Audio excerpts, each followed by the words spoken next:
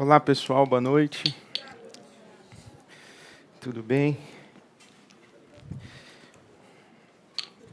Bem-vindos, bem-vindas. Nosso último encontro do ano, do ciclo de espiritualidade cívica. Queria saber se tem alguém que está pela primeira vez aqui.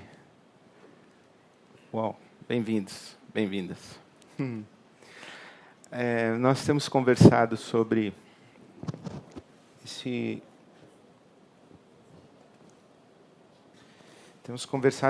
o aporte da espiritualidade para o nosso engajamento cívico.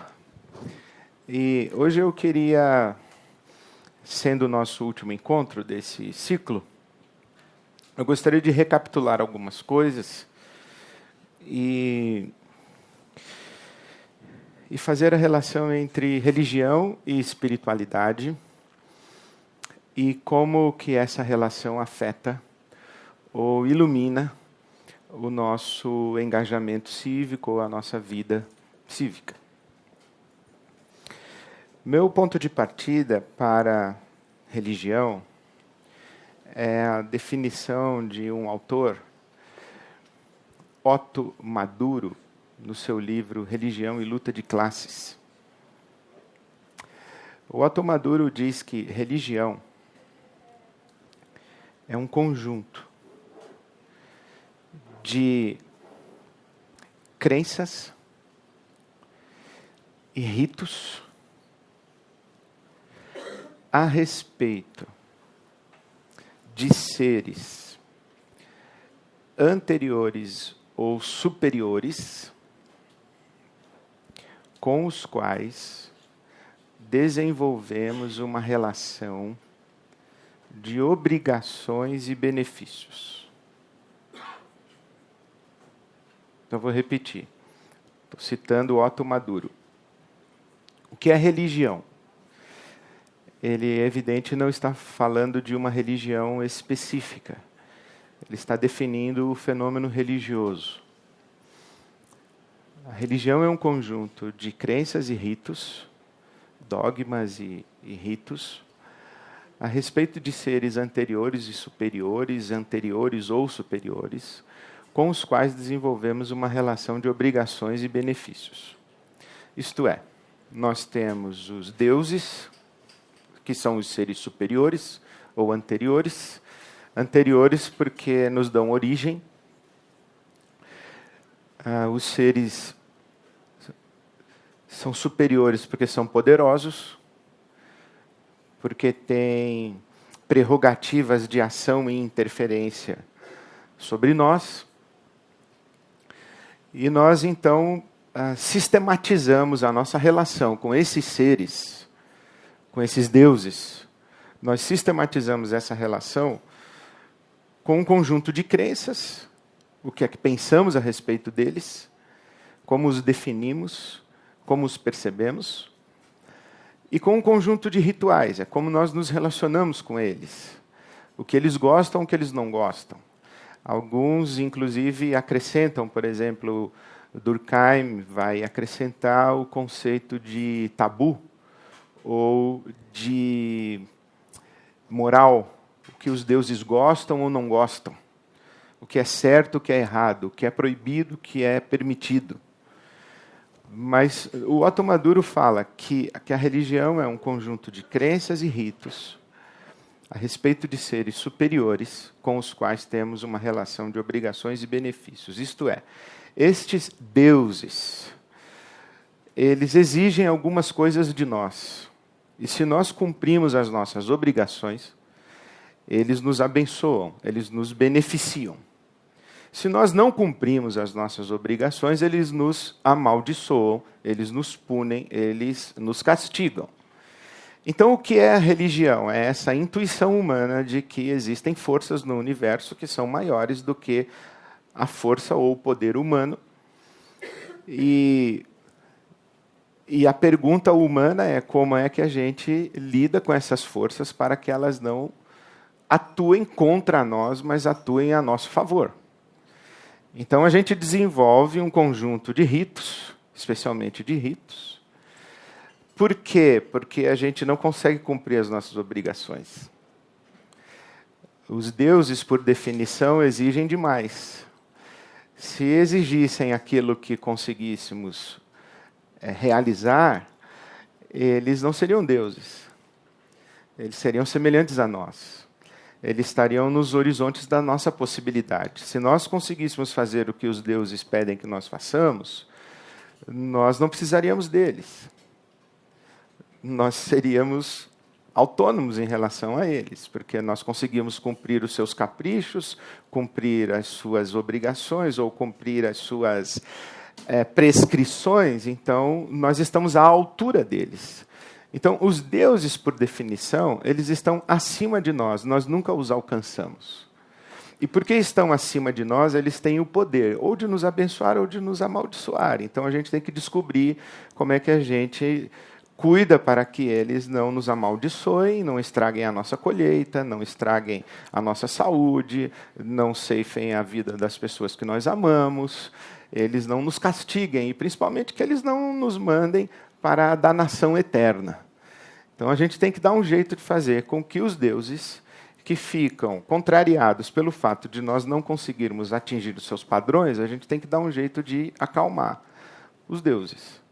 A gente tem que dar um jeito de aplacar a ira dos deuses. E também não basta a gente fazer com que o Deus ou com que os deuses eles fiquem de boa com a gente. A gente, se puder ativar o poder deles a nosso favor, os deuses são uma extraordinária vantagem competitiva. Então a gente vai em busca dessa ação dos deuses para que eles nos beneficiem e nos favoreçam, especialmente em relação àqueles que não os buscam. Aqueles que não estão atentos a eles. Então é por isso que o fenômeno religioso ele é tão forte, tão presente na nossa relação humana. Nós sabemos que estamos vulneráveis no universo. Nós sabemos que, independentemente das forças dos deuses, existem forças que são maiores do que nós. A terra pode abrir, o vulcão pode entrar em erupção, uma onda pode engolir uma cidade, o mar é profundo e escuro, pode parar de chover na nossa fazenda. Isto é, existem as forças, os próprios elementos da natureza, eles são suficientemente assustadores para nós. E nós, inclusive, vivendo nesse mundo, podemos receber daqui a uma semana, um mês ou 2 meses, um diagnóstico a respeito da nossa saúde que não nos seja favorável. Então, vamos isolar essa possibilidade. Então, a gente sabe que existem forças no universo que são maiores do que nós. E nós queremos dar um jeito de controlá-las. A ciência nos ajuda bastante. A gente tem hoje a possibilidade de lidar com as forças e os fenômenos da natureza de um jeito que antigamente a gente não tinha. Então, por exemplo, na década de 50, as pessoas morriam com 40 anos de idade. Hoje nós estamos vendo um envelhecimento da população do mundo. Então, a ciência nos ajudou bastante. Antigamente, a gente tinha medo do Deus do trovão. Hoje, a gente tem para-raio. Então, já ajuda bastante. Não precisa ter determinados deuses que a gente não tem mais medo, porque a gente já conseguiu controlar com a ciência. Só que tem algumas coisas que a gente ainda não conseguiu controlar. Existem algumas pestes que a gente ainda não conseguiu controlar e que a ciência não dá conta. A gente apela para os deuses. Então, essa ideia de que existe um Deus, ou os deuses estão aí, e nós temos que cumprir as nossas obrigações para que eles nos abençoem. E se a gente não cumprir as obrigações, eles vão nos amaldiçoar. Então, o que a gente inventa? A gente inventa uma coisa aqui no meio. Já que eu não consigo cumprir as minhas obrigações e ele não pode ficar bravo comigo, e já que eu não consigo cumprir as minhas obrigações e eu gostaria que ele me abençoasse, eu invento uma coisa aqui no meio chamada sacrifício.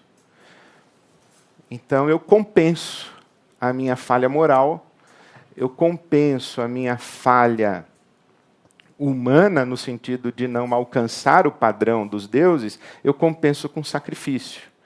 E esses sacrifícios são os mais diversos. O sacrifício pode ser andar com um colar e não tirar esse colar, pode ser acender uma vela e manter essa vela acesa, pode ser amarrar uma fita no pulso, pode ser subir uma escada de joelho, pode ser uma peregrinação a uma cidade sagrada, pode ser a frequência a um culto, pode ser a própria oferta de dinheiro, pode ser a oferta de espécie, pode ser a oferta, inclusive, de vida animal. A gente sacrifica animal, derrama sangue para os deuses gostam de sangue. Então, quando a gente olha esse fenômeno religioso com uma lógica de obrigações e benefícios, bênçãos e maldições, e sacrifício no meio, você sabe que a tradição bíblica se encaixa aí. A tradição bíblica se enquadra. Porque quando você lê o Velho Testamento, por exemplo, o Deus de Israel ele tem exigências, ele tem os seus mandamentos, ele tem a sua pauta moral, ele tem as suas prescrições, e ele deixa muito claro que quem seguir as minhas ordens, quem obedecer as minhas leis, quem obedecer os meus mandamentos, cumprir os meus estatutos, será abençoado. E quem não cumprir será amaldiçoado. E como o povo não conseguia cumprir, o que eles faziam? Sacrificavam, ofereciam ofertas e holocaustos, sacrifícios de animais. Eles iam ao templo semanalmente e ofereciam, e os sacerdotes no templo se dedicavam à oferta de animais. Os pobres levavam aves, os ricos levavam gado, mas todo mundo levava um sacrifício no templo, porque se não levasse, corria o risco de ser amaldiçoado. Bom, esse fenômeno é muito interessante, por exemplo, quando você vê o livro bíblico de Jó. O livro de Jó. Há um dilema humano de um homem que se sente amaldiçoado, e a tradição bíblica vai dizer que é um conflito no andar de cima, entre Deus e o diabo. E o pobre do Jó é o palco da disputa entre os deuses, o Deus bom e o Deus ruim, ou o Deus todo-poderoso e o Deus rebelde, o Deus falso, o Deus com D minúsculo e o Deus com D maiúsculo. E o Jó é o sujeito que padece. Você vê também na Bíblia Sagrada o livro de Jonas. É muito interessante, porque você sabe que Jonas é um profeta de Israel, que ele está no navio, está num barco, indo para Tarsis, e o barco começa a sofrer no meio de uma tempestade. E a pergunta do pessoal ali no navio é a seguinte: quem é que está de mal com o seu Deus? Aí eles perguntam lá. E todo mundo diz: não, estou de bem com o meu Deus. Ele falou: bom, então qual é o Deus que está bravo com a gente para o nosso navio estar sofrendo essa tempestade toda e a gente vai afundar aqui? A gente vai naufragar. Tem um Deus que está bravo com a gente. Não é ninguém aqui? Não, não é ninguém. Aí um cara diz: não, tem um cabra dormindo lá embaixo no porão. Aí chama ele. Aí chamaram Jonas. E perguntaram para ele: qual é o seu Deus? É o Deus do mar? É o Deus do vento? É o Deus da chuva? É o Deus do raio? É do trovão? É da nuvem? É do céu? É da terra? Qual é o seu Deus? Ele falou: não, meu Deus não é nenhum desses. Não, qual é o seu Deus? É o Deus que está em cima de todos esses. Ele falou: e você está de bem com ele? Não. Estou fugindo dele. Ele me mandou fazer um negócio que eu não quis fazer. E eu estou fugindo. Falei: então é você mesmo o nosso problema. Aí a história bíblica diz que os camaradas pegam Jonas, jogam fora do barco, e aí a tempestade acalma. Isto é, quando o transgressor é banido, quando o transgressor é tirado do contexto, calmaria. Quando você oferece um sacrifício aos deuses, o resultado é paz. Então, essa lógica está presente, inclusive, na tradição bíblica. Correto? Bom, o que isso tem a ver com a gente? Tá? Tem muito a ver com a gente. Porque a Bíblia ela não para aí. A Bíblia tem uma outra figura que é surpreendente, que é Jesus. E Jesus, o que faz? Jesus, ele com o seu sacrifício na cruz, que é esse o entendimento bíblico, ele resolve o problema. ele resolve o problema em termos definitivos. A maneira como o Novo Testamento trata a morte de Jesus na cruz é que a morte de Jesus na cruz é o sacrifício que não apenas aplaca a eventual ira do Deus que está acima de todos os deuses, o Deus Criador, como também conquista, em termos definitivos, o seu favor. É isso que está na Bíblia, que Jesus é o Cordeiro de Deus que tira o pecado do mundo. Isto é, ninguém consegue cumprir, em termos absolutos, as exigências do Deus Criador, o Deus Todo-Poderoso. Isto é, há um pecado no mundo, há um déficit no mundo, há uma falta no mundo. Nós todos estamos em falta para com o Criador. O Criador, ele tem o direito e a prerrogativa de destruir a todos que faltaram para com ele. O que faz Jesus? Ele se entrega em sacrifício, e a Bíblia Sagrada diz que ele se entrega de uma vez por todas e para sempre. E a partir daí, a lógica sacrificial deixa de fazer sentido. A partir do sacrifício de Jesus na cruz, sendo ele, conforme a tradição cristã, o próprio Deus encarnado, e isso é uma das belezas da fé cristã, é o Deus bíblico dizendo: eu não quero que vocês façam sacrifícios por mim, eu me sacrifico por vocês. E eu não quero que vocês vivam mais preocupados preocupados e amedrontados com a possibilidade de que eu os amaldiçoe. Eu não sou assim. Eu quero que vocês vivam livres do medo. Livres do medo. Eu não quero que vocês fiquem vindo aqui oferecer sacrifício para mim toda hora. Quero que vocês fiquem livres do medo. E não tenham medo, eu não vou amaldiçoar vocês. Não, mas a gente não consegue cumprir os seus mandamentos. A gente não consegue fazer a sua vontade de maneira perfeita. Ele diz: eu sei. Mas eu não vou amaldiçoar vocês.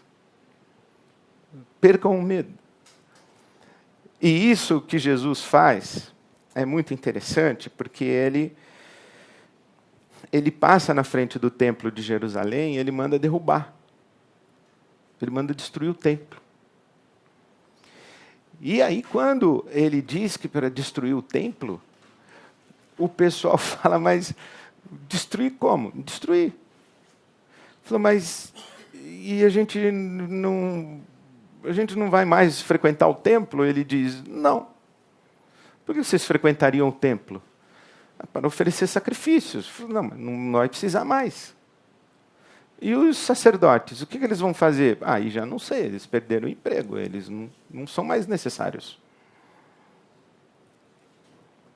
E a gente faz o que agora? Agora vocês vivem. Vocês parem de fazer religião e comecem a viver. Vocês façam agora o que vocês tinham que estar fazendo desde o começo. Mano, o que a gente devia estar fazendo desde o começo? Vocês deviam estar dominando a criação e enchendo a terra e povoando a terra. E cuidando da terra. Cuidando da criação. Vocês não deviam estar ferrando com a camada de ozônio. Vocês não deviam estar tacando fogo na floresta. Vocês não deviam estar poluindo o rio do jeito que vocês estão poluindo. Vocês não deviam estar fazendo isso. Vocês não deviam permitir que as crianças dormissem na rua com frio. Vocês não deviam abusar de criança na beira de estrada. Vocês não deviam deixar pessoas passando fome. Isso que vocês têm que fazer é cuidar do mundo de um jeito que toda a riqueza disponível como obra das mãos do Criador esteja acessível a todos os habitantes do planeta. É que vocês inventaram um outro jogo aí. E vocês inventaram um jogo mais nefasto do que o jogo que vocês estão jogando. Vocês fazem um jogo maligno, maléfico, maldoso, inescrupuloso, desumano, Vocês fazem esse jogo e aí domingo vocês vão no culto, dar o dízimo lá, achar que fica tudo bem. Vocês fazem esse jogo de vocês enchem as ruas da cidade de vocês de sangue, aí vocês sobem uma escada de joelho, amarram uma fita no pulso e acham que ficou legal. Vocês cantam a música lá e acham que resolveram a parada. Aí você pensa assim, bom, mas o que isso tem a ver com a gente? Tem muito a ver com a gente, porque a gente precisa se libertar da religião. E a gente precisa viver e cuidar do mundo. E sabe uma coisa que ensinaram para a gente? Que a vida nossa, humana, ela é como se fosse assim uma pizza. Aí tem um pedaço da pizza que é família, tem um pedaço da pizza que é saúde, tem um outro pedaço da pizza que é lazer, tem outro pedaço da pizza que é ciência, o outro pedaço é tecnologia, o outro é economia, o outro é política, o outro é, sei lá o quê, arte, cultura. Tem um pedaço que é trabalho, né? E tem um pedaço que é religião, que é o pedaço mais importante.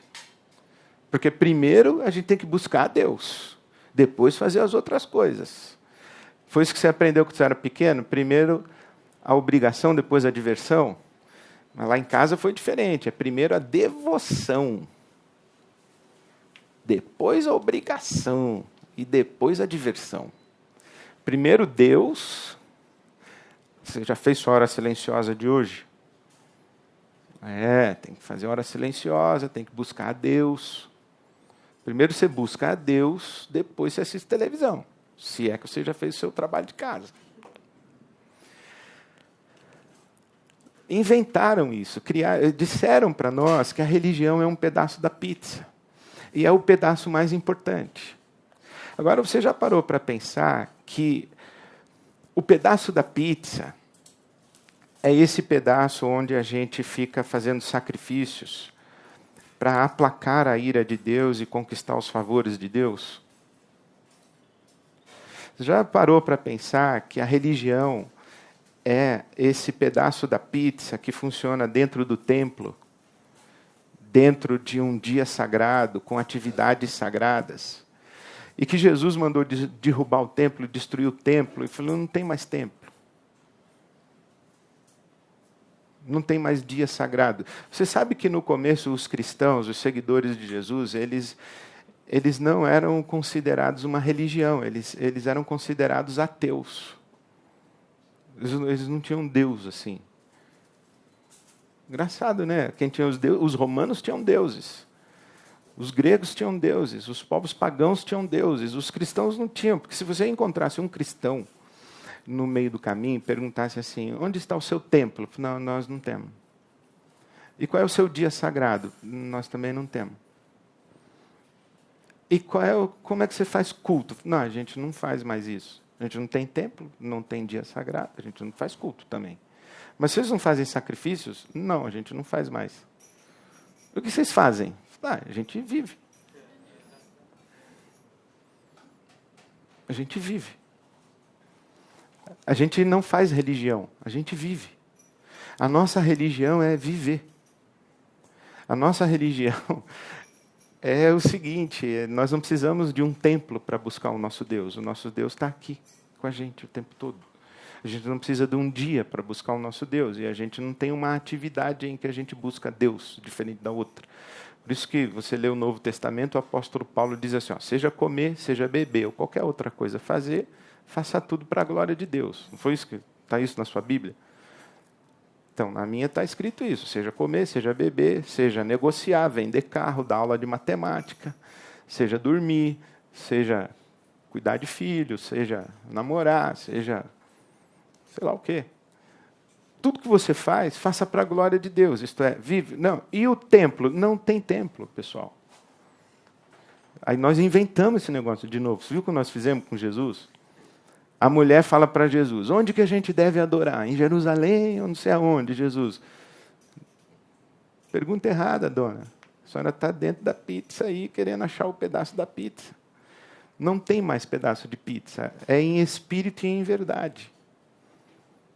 Não é num lugar, não é num dia. Não é com a pessoa certa, a atividade certa, com o sacrifício certo. É em espírito e em verdade.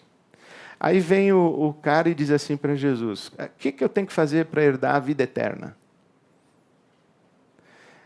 Jesus poderia ter dito para ele: vá aos sábados no templo, ofereça sacrifícios a Deus.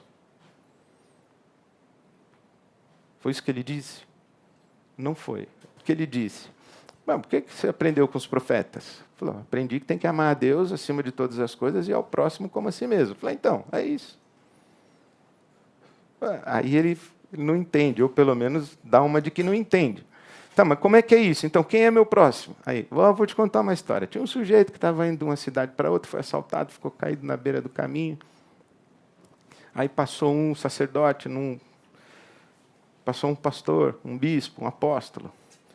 Não deu bola para ele. Aí passou o cara da banda, passou um levita, passou o tecladista, passou o guitarrista, passou o cara... Não, ninguém deu bola para ele. Aí passou um cara lá e cuidou dele.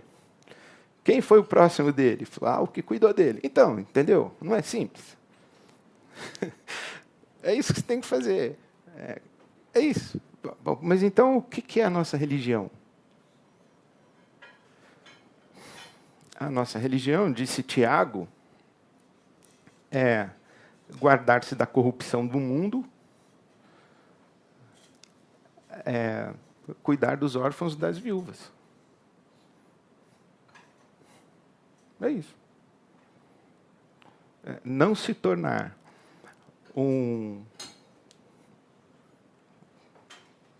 Preciso encontrar uma palavra que não seja um palavrão. Não se torne uma pessoa que é guardar-se da corrupção do mundo, e responsabilize-se pelo seu próximo. Isso que é que Deus quer que você faça. Desde lá do começo do Gênesis. Quando Ele colocou você na terra, na criação, e disse: cuida aí desse jardim e faz que não falte nada para ninguém, porque eu já dei tudo que vocês precisam para viver bem. Aí eu fico pensando que quando a gente conversa sobre espiritualidade cívica, a gente está dentro da pizza. A gente não acredita que ser profissional é suficiente. Então, por exemplo, pega um dentista, ele fala: bom, o dentista é a profissão do cara, mas o que ele faz assim para servir a Deus? O cara devia falar: sou dentista. Assim que eu sirvo a Deus. Sou dentista, sou cidadão, sou pai, sou filho, sou amigo e sou dentista. Mas o que você faz para servir a Deus? Servir seu próximo? Então, eu sou um ser humano, como um ser humano deve ser, cumprindo um papel na sociedade em benefício dos outros. Compreendendo que eu sou responsável pelo meu próximo. Eu não olho para o meu próximo como um hostil, como alguém que eu estou competindo, com alguém que eu vou ganhar em cima dele. Eu olho o meu próximo como alguém a quem eu devo beneficiar. Como é que você serve a Deus? Vivendo de modo sustentável. Vivendo de modo sustentável. Talvez, eu acho que se o Tiago ele tivesse vivo hoje, ele diria: a religião pura e verdadeira é viver de modo sustentável. Não zoar com lixo, não fazer barulho depois das 10, cumprimentar as pessoas. Viver de modo sustentável, viver de modo digno como ser humano, responsável pelo próximo, não olhando o próximo como uma oportunidade de lucro. Por exemplo, qual a finalidade de uma empresa? É ter lucro? Aí a gente pergunta: e qual é a finalidade do lucro? E se a gente tivesse empresas que não estivessem preocupadas com o lucro, estivessem preocupadas com a sustentabilidade? E se a gente tivesse atividades que não fossem preocupadas com o acúmulo, mas fossem preocupadas com a distribuição equitativa. Não, mas isso é inimaginável. É por isso que a gente tem pizza.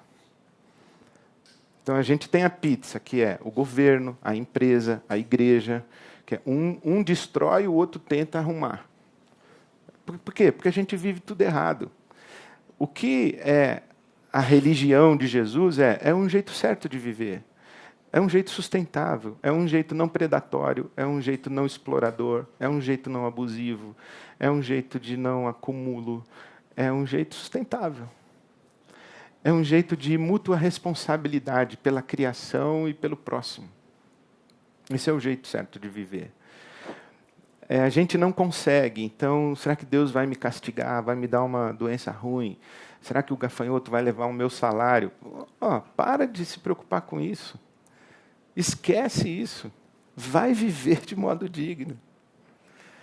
Eu digo isso na minha igreja, o pessoal não acredita. Eu digo assim, não vem domingo não, vai no Parque Vila Lobos andar de bike com seu filho. O que você veio fazer aqui domingo? Inclusive, era muito interessante, porque a gente tinha a celebração de domingo de manhã e à noite. Então, os caras vinham de manhã, os caras e eu, né?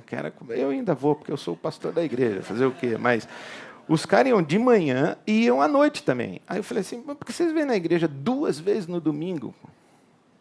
Vamos fazer o seguinte, vamos vir uma vez só. Aí o pessoal falou, mas pastor, se a gente vier só uma vez, o que a gente vai fazer no outro período? Eu falei, dorme, bicho. Vai dormir. Vai no parque, vai na feira, vai comer pastel, caldo de cana, sei lá o que você vai fazer. Porque a gente não sabe viver, então a gente faz religião. A gente não sabe viver. Então a gente faz religião. Jesus não falou assim, olha, vá na reunião de oração, vá no culto, cante no coral. Ele não falou nada disso. Ele falou, vai cuidar do mundo, vai cuidar da vida, vai cuidar do seu próximo. Essa é a melhor maneira de você amar a Deus. Pensa uma coisa, olha como Jesus fala no juízo final, né? Ele diz assim, vocês aqui, tudo sangue ruim, vai para lá. Vocês aqui, tudo sangue bom, vem para cá. Aí o pessoal que passou no julgamento diz assim, mas por que nós passamos no julgamento aí? Aí ele falou, porque eu tive fome, vocês me deram de comer, eu tive sede, vocês me deram de beber. Eu estava nu, vocês me vestiram, eu estava preso, vocês me visitaram, vocês cuidaram de mim. Ele falou, mas quando que a gente cuidou de você que a gente não viu? Ele falou, quando vocês cuidaram das pessoas, vocês cuidaram de mim. Porque, pensa isso, o que é que Deus precisa? Então, quem precisa de alguma coisa? Não é ridículo a gente entregar um manjar para Deus? Dá um manjar para uma criança lá com uma ameixa, uma calda de caramelo, uma ameixa, um manjar de coco. Dá para uma criança, dá para uma família. Faz a ceia de Natal do seu vizinho. Porque você entende isso, mas para nós é difícil, né? A gente tem que fazer religião, a gente não sabe fazer fraternidade, a gente não sabe fazer comunidade, a gente não sabe fazer cívico.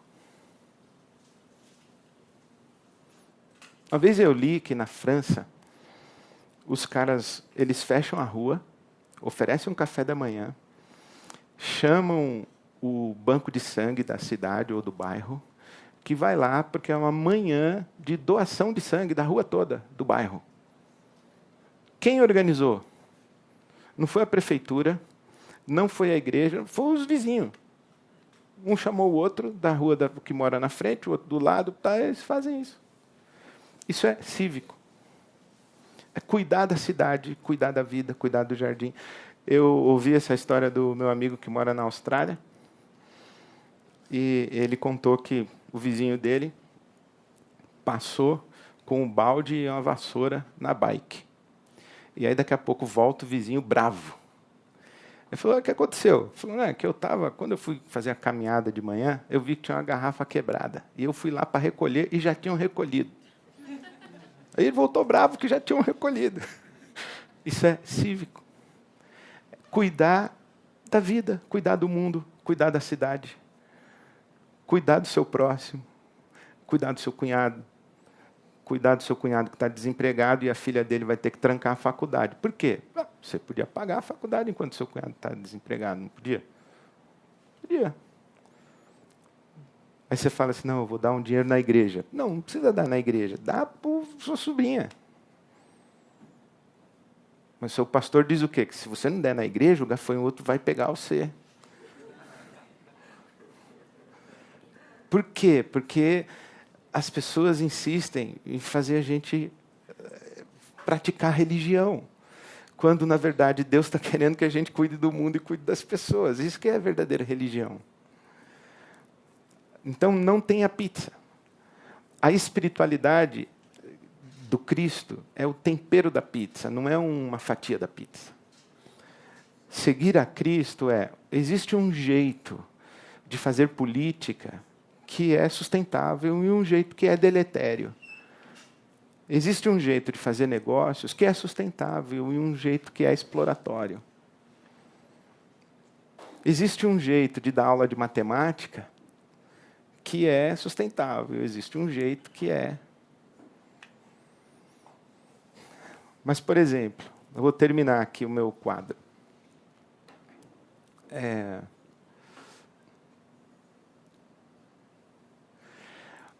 A gente chama religião do que é sagrado e o não religioso do que é profano. Não é isso?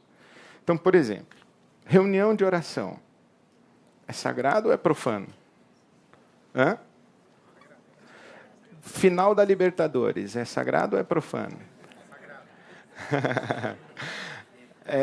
Você entendeu? Então, por exemplo, comprar carro é profano. Reunião de oração é sagrado. Não é isso? Dar aula de matemática, ser professor ser professor na universidade e pregar o evangelho na célula. Qual que é o sagrado? É pregar o evangelho na célula e ser professor na universidade. Atrapalha a célula. Atrapalha. Porque eu, como pastor, eu ouço as pessoas falando assim, pastor, eu não tenho como servir a Deus porque eu estou trabalhando muito. Eu falo, você está trabalhando muito e não está servindo a Deus, então enquanto você trabalha, você está servindo a quem? Porque se do jeito que você trabalha, você não está servindo a Deus, tem alguma coisa esquisita. Aí eu construí na minha cabeça o seguinte, que o pastor, quando está pregando, ele está no sagrado, e o professor na universidade, ele está no profano. Mas o pastor é pedófilo. Aí ele está como? Complicou. O pastor é ladrão, é estelionatário. Ele está no religioso fazendo um negócio não sustentável. E o professor na universidade, ele está de boa, fazendo a dele. Então ele está no profano, mas ele está fazendo um negócio sustentável. Qual que está servindo a Deus? Então, o espaço religioso é uma grande cortina de fumaça para a gente. O grande lance é a gente viver de modo sustentável. Não interessa se é na igreja, se é na universidade. Não interessa se é no domingo, se é no sábado, na segunda, na quarta. O problema disso tudo é que a gente corre um outro risco. A gente desenvolve projeto de empreendedorismo social, ONG, projeto de solidariedade, a gente doa dinheiro para não sei o quê, porque a gente sabe que a gente está ferrando com o mundo. Aí a gente cria um outro espaço assim para dar uma consertada na coisa ruim que a gente está fazendo aqui. Então, se a gente gastasse uma energia para viver de modo sustentável na nossa vida, no nosso ser humano de maneira responsável e sustentável no mundo, isso seria muito legal. Ia resolver muita coisa do planeta. Ia fechar um monte de ONG, um monte de projeto social, um monte de igreja, inclusive. Mas é uma utopia. E ainda bem que a gente vive de utopia. Então, quando eu falo de espiritualidade cívica, eu não falo de religião nesses termos. Eu falo de uma vida sustentável, responsável pelo planeta, responsável pela família humana e especialmente responsável pela minha rua, pelo meu prédio, pelo meu próximo, a começar da minha família, das pessoas que estão no meu horizonte de influência. Porque é muito interessante, a gente quer salvar o mundo, não fala com o irmão, com o primo, com o cunhado, com a tia, com a mãe. Não fala com a irmã. A gente é brigado com a irmã, mas quer salvar São Paulo. É muito engraçado isso. Acho que Deus dá risada dessas coisas. Da nossa utopia universal, quando a gente briga com um cara que dorme no beliche embaixo. Então, o que é viver para Deus e seguir o Cristo? É viver com dignidade, de maneira sustentável, responsável pelo planeta e responsável pelo próximo. É isso que é amar a Deus e amar ao próximo. É isso que eu acredito. Claro, domingo eu fui na igreja, domingo que vem pretendo ir de novo, mas não para fazer religião. Para fazer alguma coisa decente para o meu mundo, para a minha cidade, para a minha sociedade. Claro, a igreja onde eu sirvo tem parceria com muitos projetos sociais. Mas não é para a gente aplacar a nossa consciência e nem tentar conquistar o favor de Deus, porque isso aí está resolvido na cruz. É para a gente tentar fazer o bem de maneira organizada, eficiente, e cumprir a nossa parte nesse contexto de cuidar do planeta, cuidar da família humana a partir do nosso horizonte de influência. Isso, para mim, é a espiritualidade cívica. Então, eu termino com essa frase, que eu não tinha planejado, mas eu termino com ela. O que é a espiritualidade cívica? Cuidar do planeta e cuidar da família humana, a começar do seu horizonte imediato de influência. Isso é espiritualidade cívica. Cuidar do planeta, cuidar da família humana, a partir do seu horizonte imediato de influência. Isso é espiritualidade cívica. Amém. Boa noite a todos e a todas.